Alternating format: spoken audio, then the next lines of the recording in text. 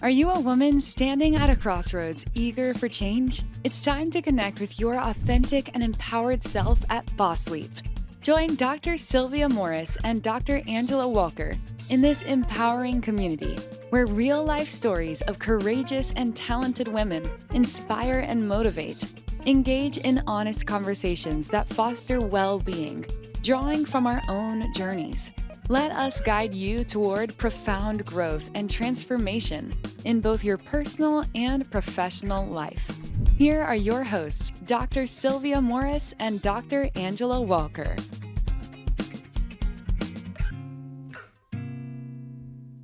Welcome back to Boss Leap. Today, Angela, we have such an awesome guest. And Felicia Fair is a mother, a friend. She is a caregiver. She is a beauty queen. She is a sister and friend. And I'm so excited to talk to her today to share her journey with our audience. But let's first talk about being seen. Certainly as a beauty queen, I'm going to call her a beauty queen. We will get to that. Angela, let's talk about being seen today. Tell me how you like to be seen and what does that mean to you? Wow, what a great question. I think it means so many things. To me, I love being seen as authentic, honest, kind. I think that's kind of my MO is just trying to be kind to others, treating others how they like to be treated. And for some reason, we're just going to be completely transparent. It's nice to be acknowledged for that. And you are definitely all of those things. Thank you. Yeah, I like to be seen as someone that you can go to with confidence, that whatever you have to say will be kept between the two of us, and that I will give you my honest answer and support. I don't know. I guess I haven't really thought a whole lot about, other ways I want to be seen other than just being myself and true. How about you, Sylvia? I love your answer. For me, being seen is sort of a feeling. And it is a feeling, kind of a spirit to spirit connection. And I think of it as authenticity, as you said it. When I think about the times in which I feel seen, like when I'm with you and the girls, and I am my most authentic self, I think about it with people who actually I may not know, who come up to me and may say, I saw you on this, you did a great job. Oh, an elderly gentleman came up to me. I was a moderator. And he said to me, "You were superb." And it was the way in which he said superb. You don't hear that word very often, but I really felt seen because my intention as being the moderator on that panel was so that each panelist could shine and that I could get out of the way. And I know that he saw me, I felt like doing my best. So that's how I think about being seen. Our guest today is a beauty queen. She was in a beauty pageant, and although she didn't win, I know that she's the beauty queen in my humble opinion. But that's the reason why I wanted us to talk about being seen. Sometimes as women, we are viewed and not seen, meaning we're objectified, and it's about, how round your hips are, how big your boobs are, all of those things. But to be truly seen, I feel that that's a spirit connection. So, people can let us know what they think, emailing us or in the comments. But let's move on to our guest today. We have Felicia Fair. She is a mother, a daughter, a sister, a friend, a caregiver, a beauty queen. Felicia is a bright light, and I've known her for many moons, and we will get into that. But I always hear her laughter is what I think about when I think about Felicia. So Felicia Fair, welcome to Boss Leap. Yes. Hi, I am so excited I'm honored and excited at the same time. I've been thinking about it for as long as as I knew about it, and I'm just excited. So I'm ready to Wonderful. hear and talk and all that jazz. Well, I want to know all about you, and I think your life path has been fascinating. Tell us about what it was like growing up, what you wanted to do when you were a young girl. Okay, so I am the third child of my mom, and there's a 10 and 11-year gap. And so I ended up I went to Faith Lutheran Christian school and for like kindergarten, first, second. And then my mother found Inglewood Christian. And hence I met Sylvia Morris There it is. and all the others. And so from third to eighth grade, I was there. And I gotta say, for me, it was an amazing time in my life, the good, the bad, and the ugly. And I learned so much from the teachers to the students to the friends. And I'm amazed at how many of us still, we can find one another. We may not talk every day, or every year, maybe, but we can find one another and we know what each other is doing. And it was exciting. And Felicia, I would say that you're the glue for all of us because you are sort of the center and you're connected to everyone, because there are people that I may not speak to at all, but you're connected to them, and then I'm connected to you. So I would say you're the glue for our class at Inglewood Christian. I've heard that, yes. And See, it's true. it is true. I guess it is. But I do things so just natural that I didn't really think about that, but I just love connections, and I love authenticity, and I love the fact that, we can just come together because, we were each other's first. You know what I mean? In a lot of ways, we were each other's first. We saw things. We watched each other grow, and it's just funny to me. Oh, I think about things. I don't know if I can say it here, but it's so funny. Like You can say anything you want here. So we literally watch each other's boobs grow. There you go. Starting That's what menstrual girls do. cycle. Really, I remember moments in the bathroom, like, oh my gosh. So, and I was upset because I was the training bras. Yeah. Oh man, you were the bee's knees when you got your training bra. I was last. Yeah, that's so special to me, and it makes me feel like though time is in between, we can always come back together. And if something didn't go right, we can actually share that, with one another. So that'll be a good answer for me with that. So that's an excellent Felicia, connection. what did you want to be when you grew up? Because yes, I have always wanted to be a doctor. I let the whole world know that. But tell me, I don't remember, what did you want? What did you dream of being? Believe it or not, all through elementary and junior high, Inglewood Christian, I wanted to be a psychologist because that's so perfect. Yes. Okay. Psychologist. I wrote that down in our 8th grade, whatever that was. Our yearbook? Not the yearbook, but we had that packet, which I still have. And but they had like our photos and stuff in it. That wasn't like a yearbook situation. We did have a yearbook, but then we had something else we made. I'll show it to you because I have it. Oh wow! And I'll show you what you said in it because we had to write down. Oh please, let's hear it. You got to edit that part out. Yeah, but it was really cute because a lot of us actually did what we said. Like case in point, did we say we were going to do? But that's what I wanted to do. Life took a turn, but that's what I wanted to be, a psychologist, because I'm amazed at people and the way they think, and I always want to help people. So well, it sounds like you've done a lot of that.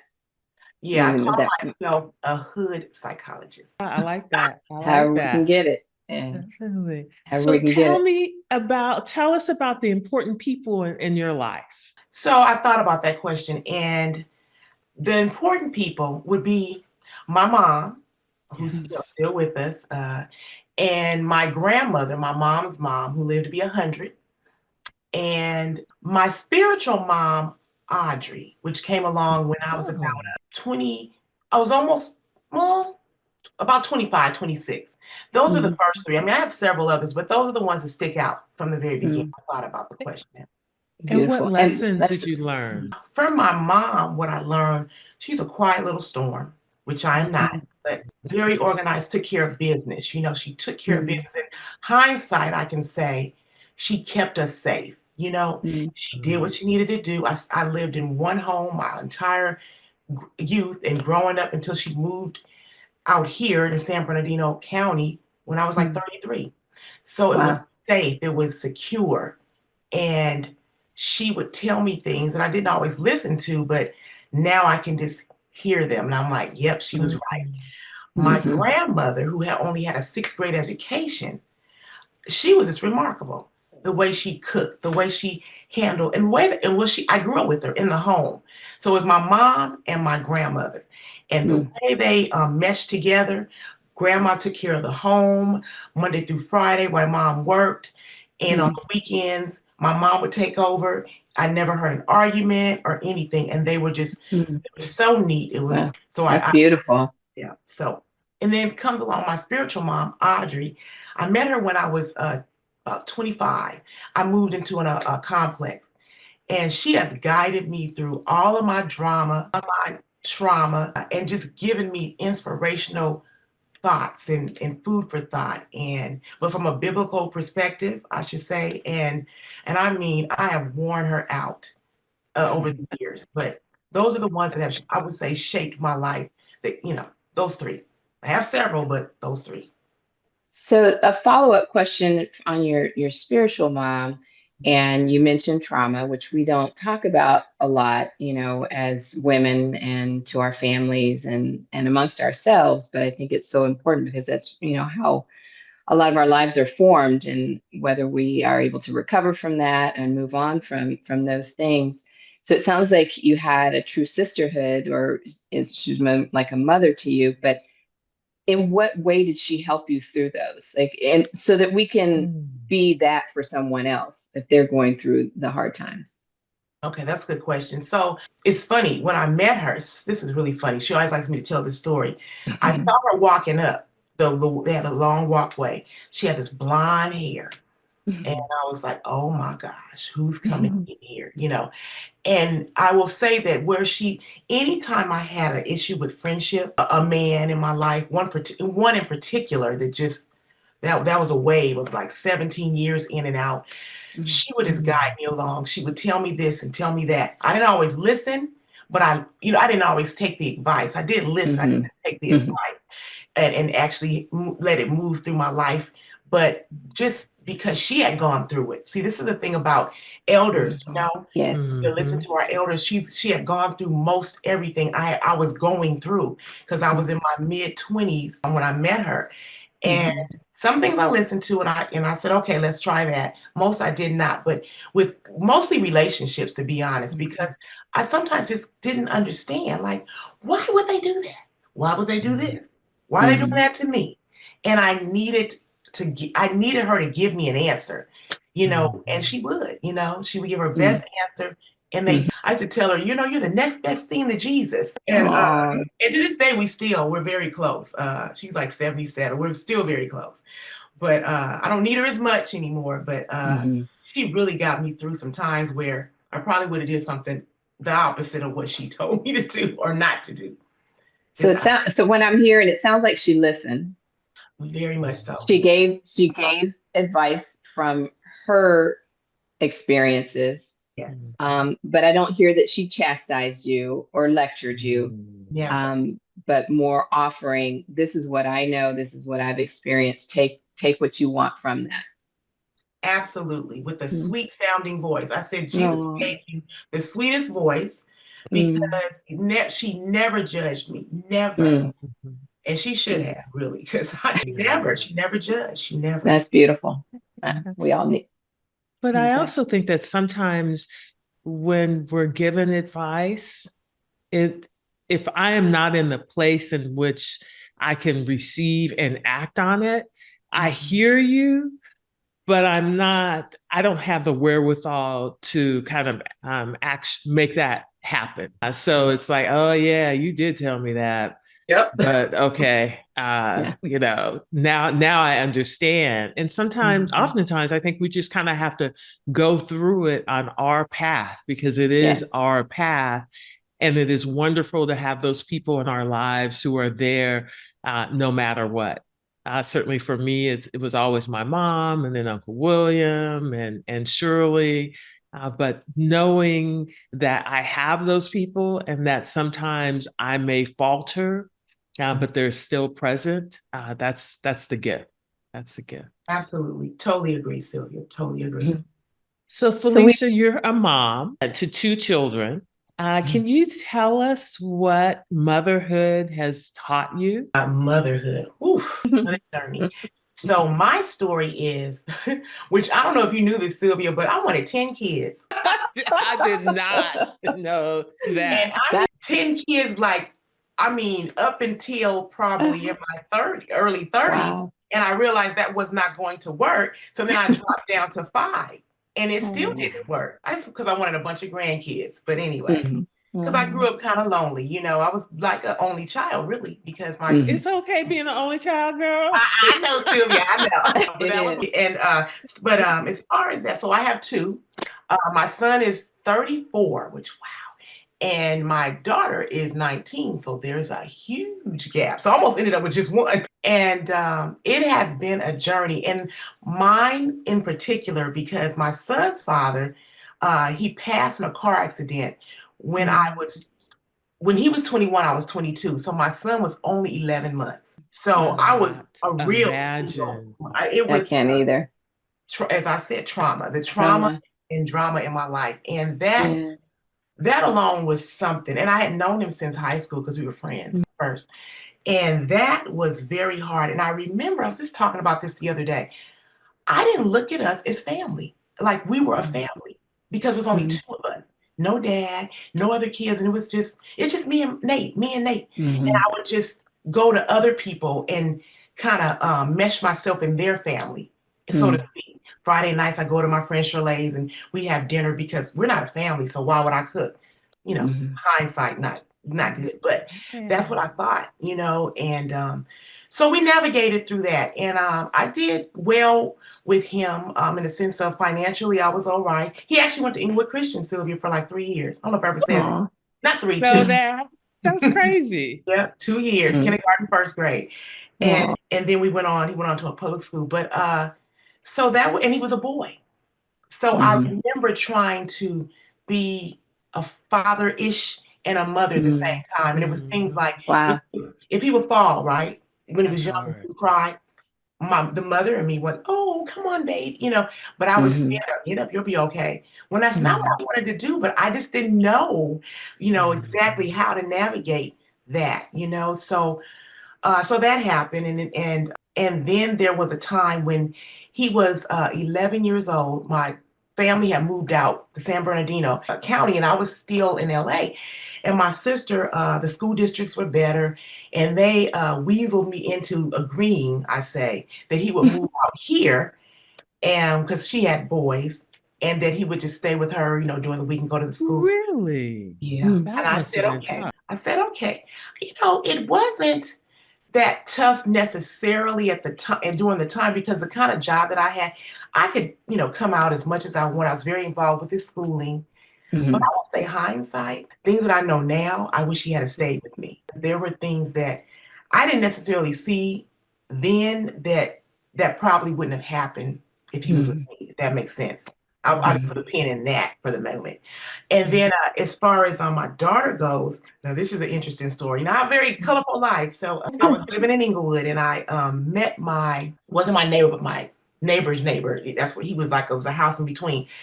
And married him within 2 months of knowing him. I do remember hearing that. Yeah. And so that's where my daughter came. You fell in love. That's what happened. You fall in love, and it was a good idea at the time, and then we recover from those good ideas. Authentically truthful. I was 35, and remember, I wanted a lot of kids. I had 1. Oh, that's right. And I was like, well, he asked on a Friday. We got married on a Monday, because I'm like, I gotta have some kids. So anyway, that's how my daughter came about. And but again, that was like as soon as I married him, it was pretty much over, because I discovered things, and so I was a single man again. This time a little different. I'm older, so I'm like, I know that we are family, and I know that I'm a mom to my daughter. So it's been challenging, financially, I wasn't in the same spot, but my family, they helped me. And it's highs and lows with Yes, parenting. motherhood. I gotta say motherhood is highs and lows, but I wouldn't change it for a thing. And I did my best. I really, And I did. that's the point. I think motherhood is just about doing the best that you can with the information that you have at that time. Because we're all going to be able to reflect and hear things and, that our kids tell us later about their experiences. And I know for me, it's just been, no idea. Things that you may have heard, from other adults, church, school, and things that form them for the good or bad that you just were not aware of. And so at those times, you're doing your best with what you have at that time. Absolutely. Yeah. And Felicia, I want to thank you so much for being candid. It is hard to say, you know what, that I needed to pivot from that relationship. And the fact that you were able to navigate that very quickly and say, oh yeah, I need to change from this. A lot of people, we get in this stuff and we stay married to it, literally and figuratively. We stay stuck because either we cannot admit to ourselves that we've made a mistake, because we all make mistakes, or we become committed to changing ourselves or our situation or the person. Usually it's a person. We know we can't change people. So we stay in those situations unhappy.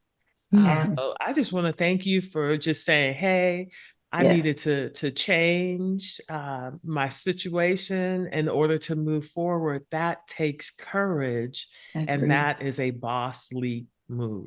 So thank you. And can I just add one little thing to that?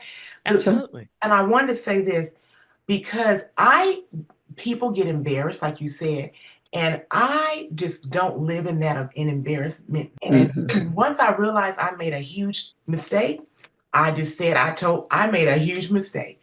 And you can say what you want, but I'm out.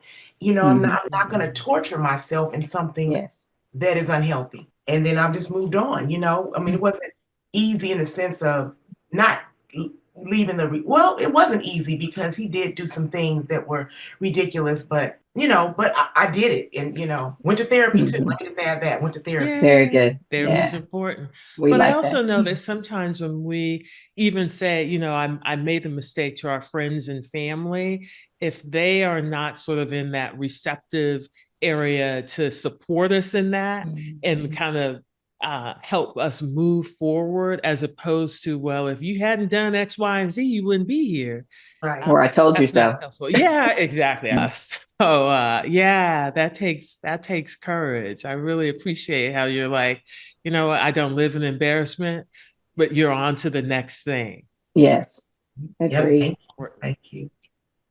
What advice would you give to your younger self? Now you're full on, I like to call us, we are in the auntie age. Really, you're a grandma. We will get to that.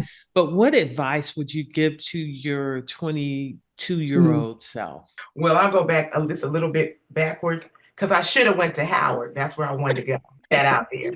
That was a school I knew about, and I wanted to go to Howard. So I should have went away to college. I should have. Can I ask why you did not, if you want to share? Oh, sure. I told you I'm an open book. Yeah, I'll tell you why. Because I left private school. I went to St. Mary. You were a Mary's girl. I went to St. Bernard's. I'm sorry. I just had to say that. I wanted to go, but actually I didn't pass the entrance exam. So I passed St. Mary and was a red tie. And I didn't like it. I didn't like it. And I didn't do well. And my mother was sick of me. And she was like, what do you want to do? I said, I want to see boys and I want to go to a public school. Boy, oh boy. I would tell anyone who's listening, if you're in private school up until high school, and you better make sure that your student, your child can handle the change. Because let me tell you, oh my gosh, I lost my mind, literally. And the work was very easy. So that was not the problem. And got caught up with the wrong people or whatever. And so my grades they were not well. And I just said, that's it. And, well, I'll just go get a job. And my mother was so disgusted. She says, do you want a car or do you want me to pay for college? Give me a car. And she's like, well, you have to go to work. I'm like, okay. So that's what happened. And I don't have many regrets, but that is one of them. That's one. That is one. Yes. Because our being at Inglewood Christian, they set us up, to really thrive and make it. And I took it for granted. And so that is a regret, but you move on, right? So, but yeah, that was only my school, Howard. I didn't know about Hampton, but I knew about Howard. So I was on my way. Oh, and so, so to go on and say, I would tell my younger self that, you should go to college. And a lot of the things that just bothered me, certain ways I looked or even way clothes fit, all those things.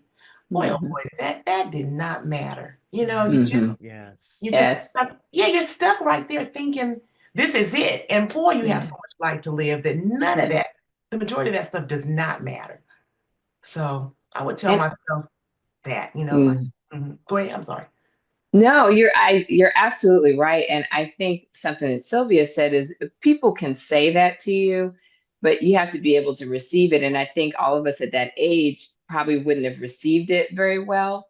But the important part is they hear it, because eventually it does sink in. And I think it's just still important for us as women, as mothers, grandparents, aunties, to still say it, because they might not receive it in the moment, but it's still important that it was actually heard, so that when they're actually at that point where they can receive it, they've been exposed to that. So if we could all have learned that at an earlier age, I think, And there I was completely agree. When we were, in elementary school, it was such a small environment that everything seemed, at least in my opinion, seemed to be bigger. Because I was always one of the taller people. I probably was one of the tallest people in the class. So I always felt like I was the biggest person. And you carry that with you for a long time until you look back. I'm like, yeah, I was tall and thin. It's funny. All of that stuff just really sticks with you. But I agree, Angela, just affirming the young people in our lives and encouraging them to be most authentic. And to continue to shine their lights. So, Oh, and can I say this? It's funny because Sylvia just said she was the tallest, whatever.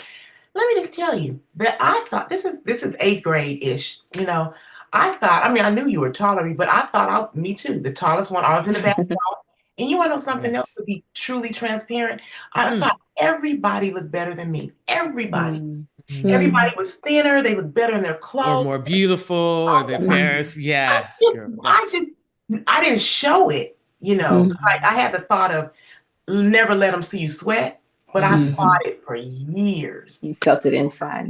Oh, absolutely. You are not alone, but I think it's the angst also of we were preteen or tweens at that point, and your friends, everything, you compare yourself to everyone else. And if you're not the standard, and certainly I know I wasn't necessarily the standard of beauty. So all of that craziness is going on in my little pea brain. Yeah. So now you have come full circle, Felicia, and I'd like to hear about, you've gone from that young girl to stepping into the Bald and Beautiful pageant. Is that the name of the pageant? Yes. Bald and Beautiful. So you went from that young girl thinking what you're thinking then to this pageant woman.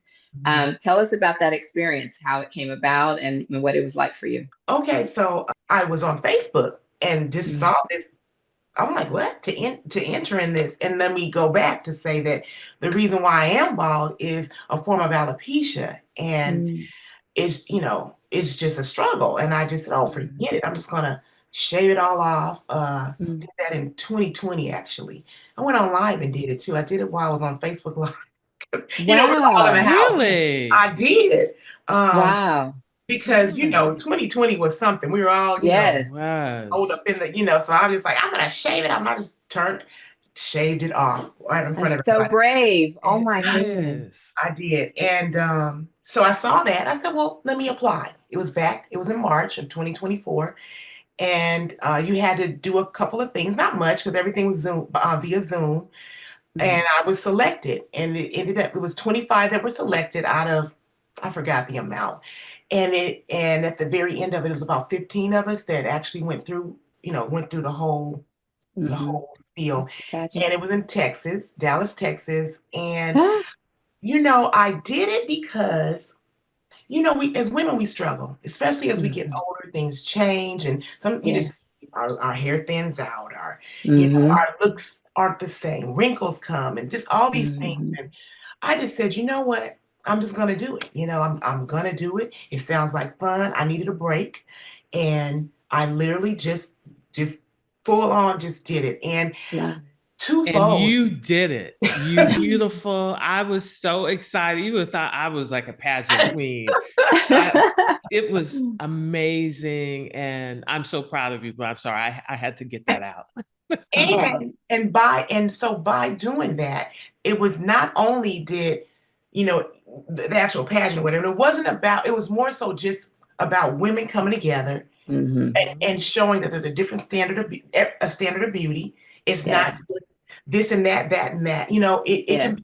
It can be what you want it to be, actually. Mm-hmm. But in that, where I was so humbled was my friendships and my loved ones, how they supported me. And even financially, and this gets me a little emotional, but financially, and and Sylvia was one of them. And and she kind of, which you don't know this, but because she had said, oh, I want to support you, because you could support if you wanted. And yes, I was prideful and didn't realize how prideful I was. I'm like, I'm not going to ask anybody. And so Sylvia had asked about it. I said, well, yeah, it's going to be a paper or something. I'm going to send it to you. And I never did. And Sylvia said, hey, did you have the pageant? I still want to support you. And I'm like, oh no, it's whenever, I think it was 30 days later.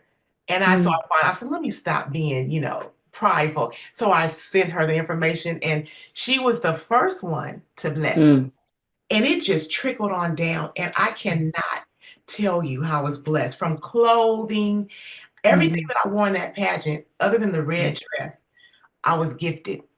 Wow. That's beautiful. Yeah.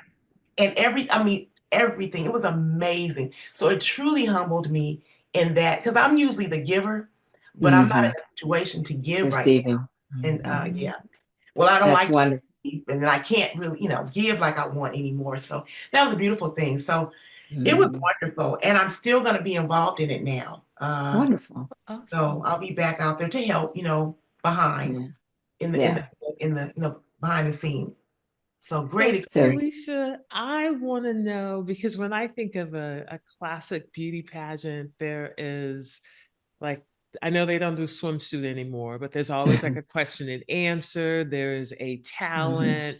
There's where they walk the runway with a beautiful gown. So tell us a little bit more about the pageant. And was there a favorite part, or was there a part that surprised you? Okay. Oh, by the way, we did wear bathing suits.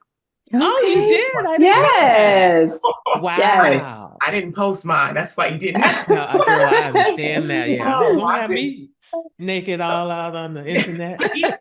And these women were beautifully bold. Two-piece, and the average woman was probably 40 and up. I was like, oh my God. Love it. Yeah. So, but my favorite part was probably, we had you could do what you wanted to do. Talent. And I didn't really finish my talent until probably a few minutes before I walked out. And what I did, I kind of did a little bit. I used to do spoken word. So I wrote down something. Yes, I can And see then that. I sang a little bit. But I kind of made it up as I went. But what I liked about it Off is the top of your dome. I'm having yeah. flashbacks of Love Jones. Sorry. Right. And what I liked about what I did, it was only a few seconds, but it was kind of like ministering in a sense. Because I'm always wanting to uplift somebody. And so the way I did it, it was like trust God. You just gotta trust God. And then I went into this song, which you know, corny, but not, Yeah. because I felt like somebody heard it, and if they're probably in a moment where they weren't feeling the best because maybe God let them down or whatever, but trust him, he'll work it out. So that's what I did. That was my favorite moment on a personal level. But just to That's see nice. all those beauties was amazing. We just bonded. We have like a sisterhood, and we just met each other that one day. Well, not one, a couple days. And we still have a group meet, and we still, celebrate one another, and just so it was really, really an awesome time. But that was my personal favorite. And that definitely goes into what you were talking about, relationships and developing relationships. And I think an excellent example of how, as we grow as women, as long as we stay open to, learning more about others and allowing others to come into our lives, after one of our guests said, after vetting appropriately. I heard her. I was like, How, that is good. right? Oh my gosh, she had so much. But after that vetting, it just makes your life more rich and more beautiful. So yeah, you took me back to a pageant that I did in college. That last minute preparation thing. I remember I wanted to sing, and I don't remember which Vanessa Williams. Now, mind you, I've only sang in a choir. Okay. So it was a Vanessa Williams song, and I remember one of my friends, it was her and her boyfriend. I went over to the house and I sang the song, and they had their heads down. And I remember her saying, was there anything else you wanted to try? Honesty and friendship, right? Exactly. Yes. That was Jocelyn. Anyway, so I ended up dancing. I didn't dance, but yeah, that's wonderful. I love the pageants, and the pageants now are not just, that classic, what we saw when we were growing up, and the winners that we typically saw, when we were growing up, and just the stories that come out of, some of the newer pageants for us as we get older. So yeah, beautiful. So friendship, Felicia, since we've known each other for, we'll just make around 50 years. Yeah. Okay. And it's funny because when you talked about just being connected to people, and I know that we always haven't been in touch, but have been peripherally in touch. And then probably, I don't even remember, maybe around, it may have been at someone's funeral, but that's neither here nor there. It was. We kind of reconnected, and I thought, remember how funny she is. And really, it's your warmth that shines through. But talk to us about friendship and how it's changed or evolved for you over the last 30 years. So this friendship, relationships is a thing for me because I love people, but then I just want to choke them out. You know what I mean? So we actually, I wanted to talk about, I'm glad you brought that, because that's what happened. It was a homegoing, and we drove together because that's right, we did, to the graveside ceremony. We did, but it was a little deeper. And just to say, we talked about that, and you mentioned to me some feelings that you had, and I blew me away, because you can be in the same space and you feel this way, and another person feels that way, and you never talk about it. So you can put that, can be in a little box in your heart for years, years and years and decades. And who knew, right? And I'm thinking, girl, I can hold on to some stuff from like 1976. That is my journey. But just to kind of give some color around the conversation, I think that as a kid, I always felt a little bit different. My mom was divorced. I was brown. I was tall.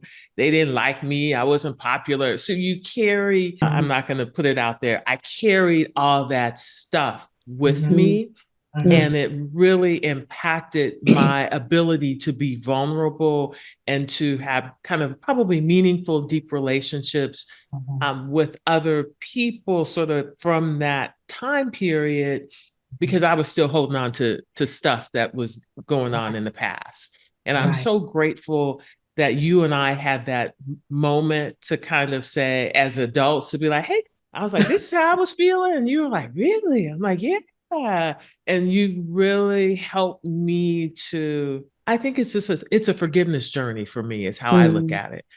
So you helped me with that practice. And I appreciate you giving me the space to evolve, because I think sometimes we kind of we're in that spot of, well, I was like, this is what I was in 1980, especially when you've known people for 50 years. Yeah. And you kind of box them in, or I box myself in. And I'm like, oh no, I've evolved and I'm this person now and blah, blah, blah.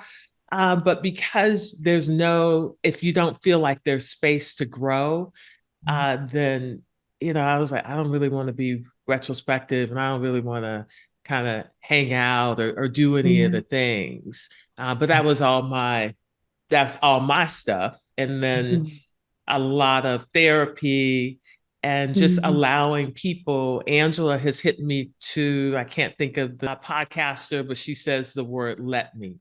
Mel Robbins. Mel, thank you. Mel Robbins. So Mel Robbins. So I'm just gonna, I let them, and I also let me be my most authentic self. But Felicia, I have bled all into your time. So let's continue talking about friendship. Oh, so I'm gonna say, yes to you, but you know what it did for me? It made me have just to go back and think about some things, because I laughed all the time, right? I laughed at everything all the time. But some things are not always funny. Or you know what I mean? So and it made me sit back. But that was your coping mechanism. And as a 55-year-old woman, I can say that. But as a 10-year-old, you have no idea. Right. But also in that, even when you don't mean to, this is where I am now too. But when you don't mean to do something, or that was not my intention. Yeah. Just apologize or say, well, that was not my intention. If you thought it was that, I didn't mean that because I'm thinking this, whatever. Yes. And a lot of people don't even have that. They don't even, oh, well, it's not what I meant, or, oh, we were just kids, or maybe we were just kids, but it still hurt my feelings. And why can't you just say, sorry, it's just, or that's not what I meant, and I love you, or whatever. And so that's where I am in my life. Like, if I offend anyone, or not purposely, especially in friendship, I want us to be able to talk about it, communicate, because that's how you grow. And I'm realizing some people don't want to communicate. And I also want to say this, that as my friendship as my friendships are developing, or I'm opening up to new friendships and new relationships, I'm realizing that as I have changed, some of the old ones, I may have known you all my life. You may not actually fit in my space now, not in my inner space. Doesn't mean I don't love you. Doesn't mean that, we don't have relationship, or your family I don't love them any less, but you might not fit. And that's okay. And for years, I felt like I had to keep everybody that I knew right in my inner space, no matter what. If I know you, I'm loyal, and you gotta stay. No. Season, reason, lifetime. I heard you so say healthy. Yes. So that's my growth. And so where I am now, I'm very intentional. That is my word for 2025, to be very intentional. And I'm okay to say, nope, I don't want you there. Not in a nasty way, but yes. You can't come in my space like that, and because I want people who celebrate me, not tolerate me.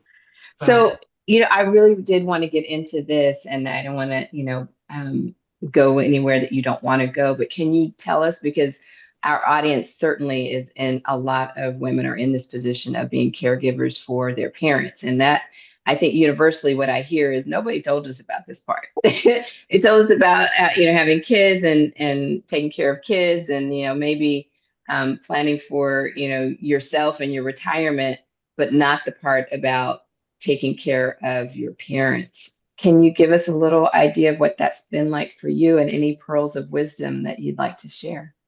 Oh, that I have about a month of wisdom and pearls. Yeah, but I'll start off with my dad in the sense of I was an only child on his end, and he passed 17 years ago. I can't believe that, but the care that I gave him was just going to the bank. One time I did have to rush him to the VA, and just checking on him. That was that care, and that was it. So my family on both sides lived very long and pretty much very healthy. And I watched my mother care for my grandmother, but again, very healthy, and she just passed in her sleep at 100. Yeah, we had no idea about, like disease and sicknesses and things. So my mother had Lewy bodies, in fact, and we didn't know necessarily because she's a prideful. Yes. And so my sister was living with her at the time. My sister bought another house. I moved in because, just because of age, really, we didn't want her to be by herself. She had an eye injury. Didn't realize it was really a part of dementia, but I tell you, I moved in December. I always remember the date, December 31st, 2018. Right after I was just turned 50, and I had a huge birthday party. It was really like a wedding reception. And I walked in on It's My Time to Shine by Kelly Price. Because I'm like, this is it. I'm getting ready to get married. I'm going to live my life. And 30 days later, I came here. And I have not been the same since. It is daunting. It is hard. It is heartfelt. It is a blessing. It is a lonely journey, angry. I mean, anything you can think of, you're probably going to go through it.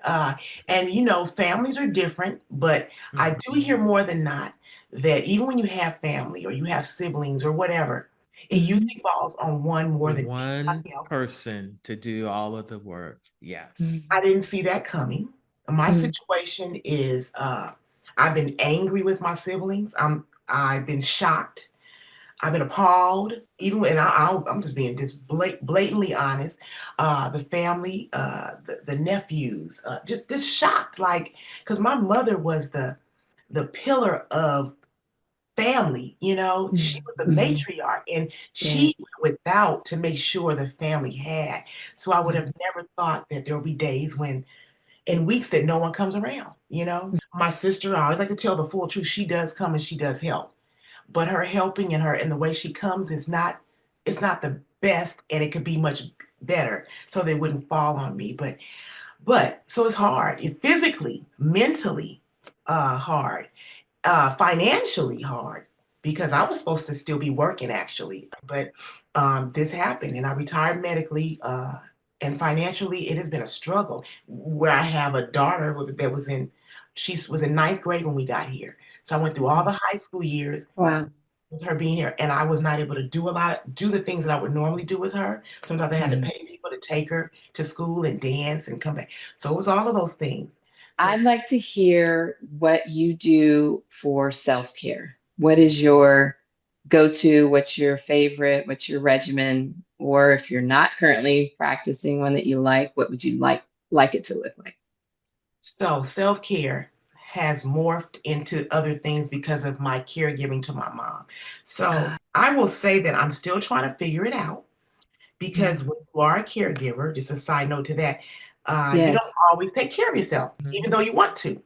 But I will say one of the things that is beautiful to me right now is solitude, because I don't really get it. So sometimes just being in my car in the grocery store parking lot is the best self-care I can give. I'll sit there sometimes for 30 minutes. I love to talk. It is therapeutic for me to just talk, get it out. So that's one. And massages. If I could have one 3 times a week, I would. Beautiful. Very beneficial. Very beneficial. Yeah. And I want to get back to reading, but because I usually fall asleep, so I'm trying to read at a certain time because it takes you away. And I was a big reader when I was growing up, and now I buy books and then I start and I don't finish. So they stack up. So Angela, Felicia left us with so many pearls and just wonderful experiences, and her transparency and her candidness, and really it's her vulnerability is the thing that I am most left with. And It's funny, you think you know someone because there's been a long kind of chronological connection with people, but it's in these moments when you have an opportunity to talk with them kind of one-on-one and to ask seemingly simple questions. So what does friendship mean to you? That we learn so much. So my heart is full. I don't quite have a lot of little things that she has left us with, because I think it's the totality of the interview that is going to really resonate with our audience. So how are you feeling? Yeah, I agree with you completely. There was so much packed into this, small amount of time and conversation. But what struck me most was Felicia's transparency. And I just connect with people that can just be real and just tell things like they are and not be afraid to have unapologetic, because it's not something that they're going to say behind your back. It's the same thing that they're telling you in front of your face. So just being transparent, that's how we learn. That's how we grow from other people's experiences, really. I got from her, letting go, knowing when to let go of relationships that aren't serving you well. But she added the caveat, she's not, throwing somebody under the bus, she's not, being hateful about it, but just, putting them in the segment of, you're not in my inner circle anymore, because it's not necessarily good for me. And then for me, I think what touched me the most, which we could have done a whole segment on, is just sharing her experience as a caregiver.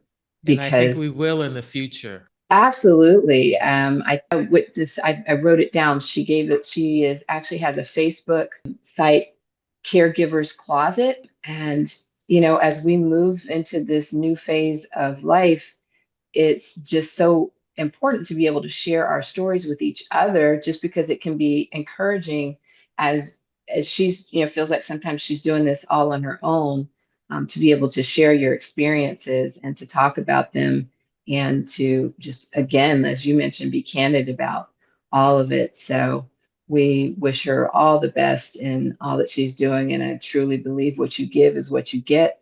And I think she will be, truly blessed for what she's giving to her mom right now. So I am full. I can last this. This will fill me up until our next interview for sure. And I'm grateful for your friendship and your presence here as we are in 2025 now.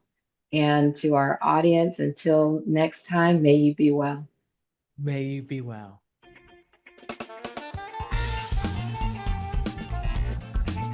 That's a wrap on another episode of Boss Leap. May this conversation enlighten your path toward personal growth and professional empowerment. For more thought-provoking and eye-opening discussions like this one, head to our website at bossleappodcast.com. Always remember to celebrate your wins and trust yourself. A positive mindset can push you out of your comfort zone and into far greater heights. Until next time, may you be well. Before we go, there's one more thing the lawyers have asked us to include.